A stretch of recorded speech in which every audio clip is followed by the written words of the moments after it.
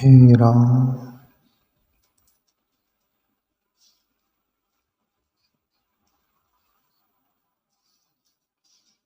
हाँ प्यारे मित्रों,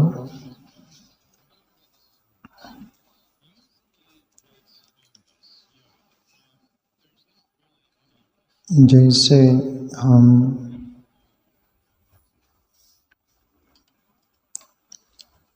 संतों को कैसा पहचाने, कैसा जाने,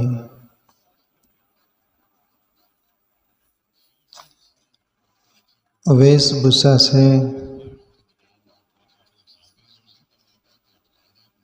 ऐसा हमारे पास संतों को पहचानने की युक्ति क्या,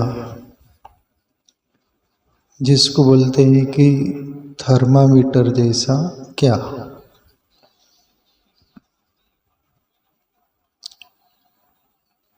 संत जैसे बाल दाढ़ी बढ़ा लिए, कटा लिए, कपड़े भगवे सफ़ेद आश्रम वाले हैं, चलते फिरते राम है, जो भी है जैसे भी है, तो एक प्रश्न हमारे अंदर ये नहीं आता क्या कि असली संत कौन होगा? कभी आया तुम्हारे अंदर? आने वाले के तो आती ही है। तो हकीकत में संतों की पहचान किस अंदाज में करें, या दुनिया के कोई भी साधारण व्यक्ति से ले लो कि महान व्यक्ति तक ले लो, जो भी कुछ हम मानते सभी की कोई जांच करनी हो तो वो जांचने की प्रक्रिया हमारे पास क्या, इस पर अपन चर्चा करेंगे। सबसे पहले अपन कवि गंग की पंक्तियां लेंगे जो इसमें सपोर्ट करेंगे अपने को। रति बिन राज, रति बिन पाठ, रति बिन साधु, रति बिन संत, रति बिन जोगन होय जति को। कवि गंग कहे सुनशा अकबर, रति बिन मानस एक रति को।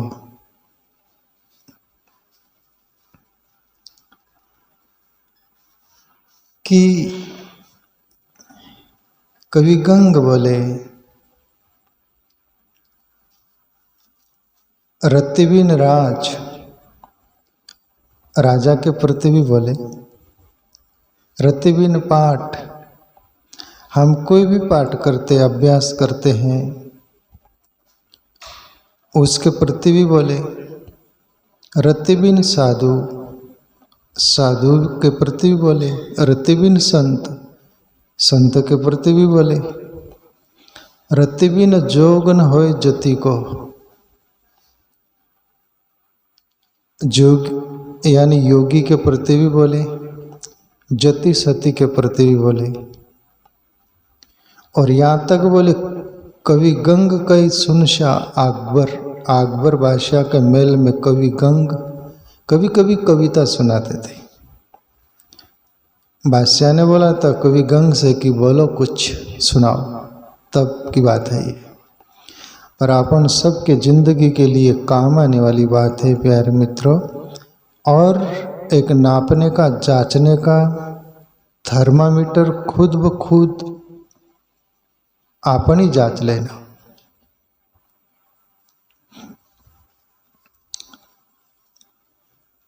कवि गंग कहे कि रति बिन राज, कोई भी राजा है,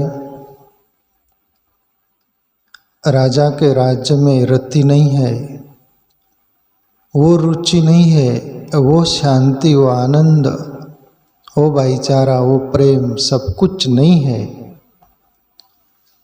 तो मानना वो राजा का राज करने में कुछ तभी उसके राज में कमी और खामी है।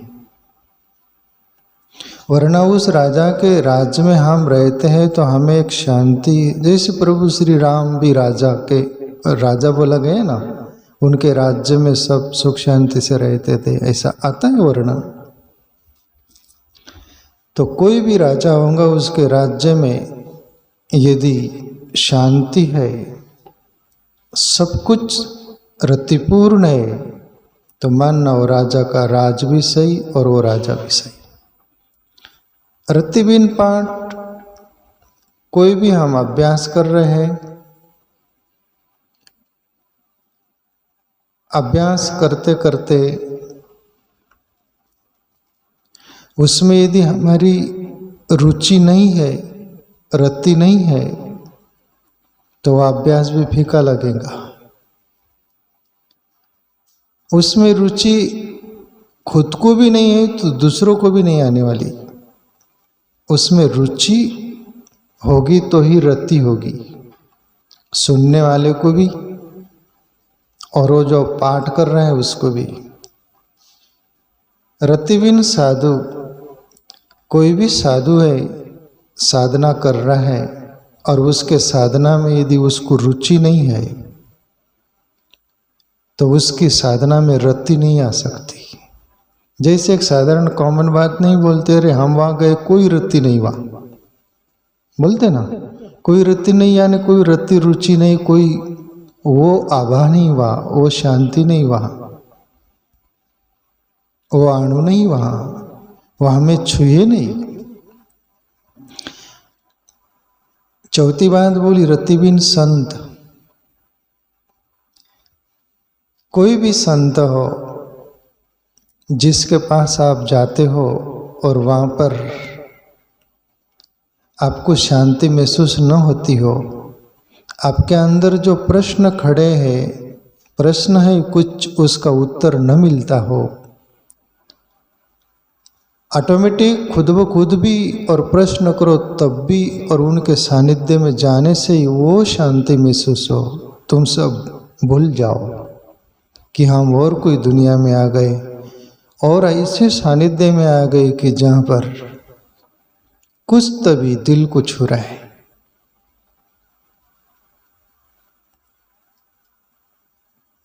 तुम्हारे विचार भुला जाए, तुम्हारे अंदर जो भी कुछ अमानवतापूर्ण है, जो भी कुछ छलकपट से भरा हुआ, बोल दो कि जो भी खामी कमी भी है वो सभी कुछ वहाँ पर रप्पा दप्पा हो जाए और दैवी गुण आने लगे, सात्विकता आने लग गए और ईश्वर की भक्ति जगने लगे, ईश्वर का स्मरण होने लगे। कारण तुम्हारे आंखों में आंसू तक आ जाए, हृदय भर आए कि हम कोई महापुरुष के पास आए हैं जहाँ रति महसूस हो रही है, तब मन नवा संतत्व खिला है, संतत्व का फूल खिला है।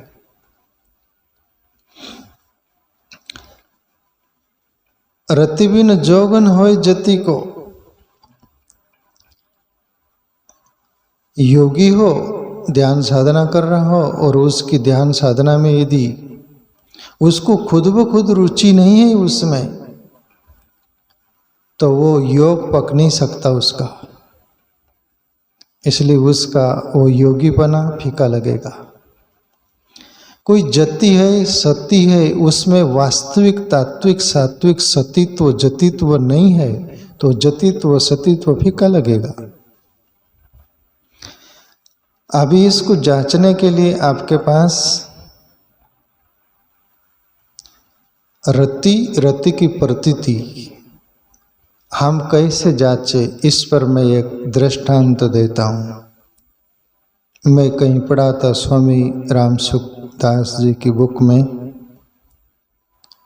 और इस बात को समझने के लिए बहुत इम्पोर्टेंट होगा। एक राजकुमार राजा बना है और 5-7 वर्ष राज कर लिया है, और वो जो राज्य जो था उनका, उस राज्य में से सभी बुजुर्ग जो बड़े बुजुर्ग थे सभी को बुलाया है, सभा भरवाया है राजकुमार, वो राजा जो 5-7 साल का बना था। सभा भरी है और राजा बोलता है सभी को, सभासदों को, बड़े बुजुर्गों को, जो 3 पीढ़ी के थे, ऐसे बुजुर्ग थे। और राजकुमार बोलते हैं कि आप हमारी 3 पीढ़ी देखे हो, इतने जानने वाले इस महफिल में है, सभा में है, तो मैं आपसे पूछना चाहता हूँ, मैं जो 5-7 वर्ष से जो राज्य कर रहा हूँ, तो मेरे राज्य तुमको अच्छा लगा कि मेरे बाप ने जो राज्य किया था वो अच्छा लगा कि मेरे दादा ने जो राज्य किया था वो अच्छा लगा? ये प्रश्न राजकुमार राजा ने किया। सभी तो कुछ नहीं बोल पाए कि क्या बोलना राजा के सामने, पर ये एक बुजुर्ग था जो 3 पीढ़ी उनके दादा के समय का था। और खड़ा होकर बोला, मालिक आप हमारे राजा हो, आपकी क्या कमी खामी निकाले आपके दादा बाप, आपकी सब, हम कुछ नहीं कर सकते, आपको कुछ सुना नहीं सकते, पर हमारी जो प्रतीति हमने हमारे अंतःकरण में जो हुई और देखी है, जो अनुभव किए है, वो भर बोल सकते हैं। आपके बारे में क्या बोले मालिक? राजकुमार बोले, चलो तुम्हारी जो प्रतीति अनुभव कुछ जो है वो बता दो। और वो बुजुर्ग बोलता है कि आपके दादा के समय में जवान था, पढ़ा लिखा था, ताकत भी बहुत थी, लड़ाई झगड़े में 5-7 सामने आ जाए तो मैं बिछा देता था, इतनी ताकत भी थी, कला भी थी, वो हुनर था सब। और कहते हैं कि एक दिन मैं बारगांव जा रहा था, रास्ते में कहीं श्री की रोने की आवाज़ आई, तब मैं उस आहट के सारे गया, आवाज़ के सारे, तो उस जंगल में अकेली श्री जवान थी, उसके शरीर पर गहने जेवर थे बहुत सारा, दुल्हन जैसी थी, सुंदर थी, अकेली रो रही थी। मुझे देखकर चौंक गई, घबरा गई, मुझे बोली कि यानी उसके अंदर ये लगा कि ये भी कोई डाकू है। तब मैं बोला कि बहन घबरो मत, डरो मत, मुझे अपना भाई मानना, आप आश्वस्त हो जाओ। थोड़ी हिम्मत आई, बोले क्या बात है, रो क्यों रही है? तब वो श्री बोलती है, बोले मायर यानी पियर से मैं आ रही थी मेरे पिताजी के घर से, 2-4 बैलगाड़ियाँ थी, कुछ ऊँट थे और कुछ मेरे संबंधी लोग थे, सभी कुछ मुझे छोड़ने ससुराल जा रहे थे।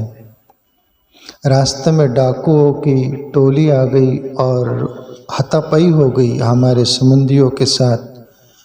बहुत घमासान हुआ, मैं जैसे तैसे जान बचाकर जंगल की ओर भागी।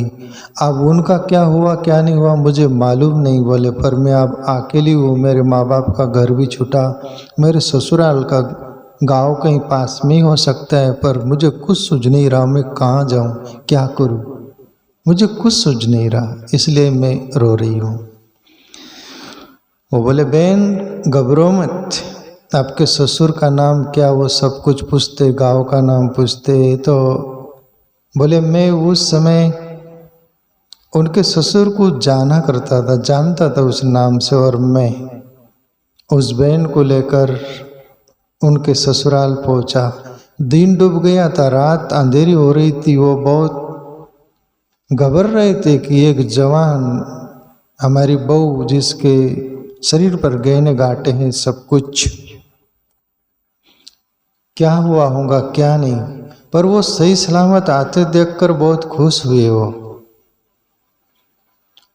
और ये राजकुमार राजा को ये बुजुर्ग सब ये सुना रहे हैं, तो बोले खुश होकर, वो उनका ससुर मुझे इनाम में कुछ पैसे दे रहा था, मैंने लिया नहीं, और पैसे दे रहा था, लिया नहीं, मैंने मेरी ईमानदारी बेची नहीं। बोले मैंने सही सलामत पहुंचा दी, एक मानवतापूर्ण कार्य किया और ईमानदारी जगाई, वो मुझे सुकून मिला, बोले खुशी हुई।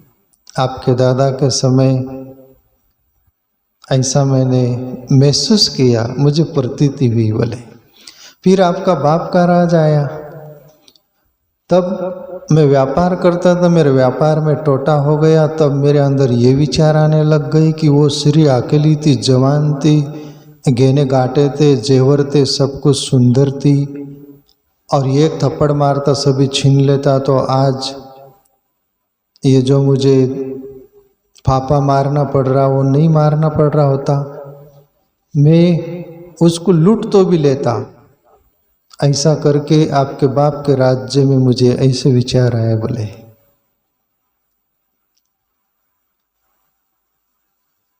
वो राजकुमार राजा से बोले, मालिक अभी की बात जो है, अभी तो ऐसे विचार आ रहे हैं आपके राज में, छोटा मुँह बड़ी बात, आपको बुरा भी लग सकता है। आपके राज्य में तो ये आ रहा है कि वो श्री को मैं अपनी श्री पत्नी बना लेता तो अच्छा था, उसको अपने घर ले आता, मेरी आज मुझे मेरी सेवा करती, मेरी काम आती। मैंने गलत किया। बोले अब मैं पछता रहा हूँ, समय तो निकल गया। बोले आपके राज्य में मुझे ऐसे विचार आ रहे हैं। और राजकुमार जो था, ये था राजा तथा प्रजा। प्रजा का अभाव, अंतकरण का भाव सब कुछ जानकर वो राजे भी ऐसे तो समझ जाते थे। और राजकुमार राजा जो था वो समझ गया कि मेरे दादा के समय राज अच्छा था, अच्छे विचार थे लोगों के। मेरे पिताजी के समय और डामाडोल हुआ, और मेरे आप ये राज्य में कर रहा हूँ ना, तो खतरनाक मामला है। वो समझ गया।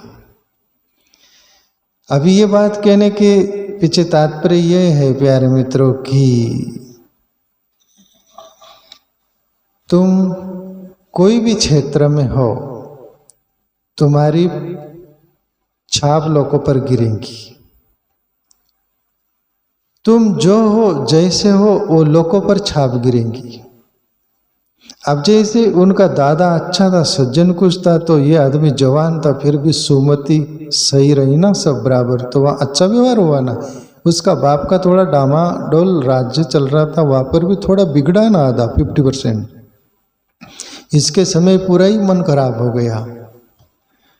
तो ऐसा ही साधु हो, संत हो, राजा हो, कोई भी व्यक्ति हो, उसके जीवन में उनके संग साथ से हमें प्रतीति क्या होती है, आप खुद ब खुद आकलन कर लेना, नाप लेना, माप लेना और समझ जाना कि सामने वाला क्या है। सामने वाले को जांचने मत निकलना, खुद के अंतकरण को जांचना कि मुझे क्या प्रतीति हुई। आप देखते हैं ना दुनिया में, आप कौवा को पत्थर मारो, सच में यदि मार रहे हो तो कौवा उड़ जाता है, और तुम डरा रहे हो तो वो उड़ता है क्या? वो समझता है ऐसे ही कर रहा है, प्रतीति हो जाती है। तो कहने का तात्पर्य प्यारे मित्रों, संतों को पहचानने के लिए ये ऐसी बात है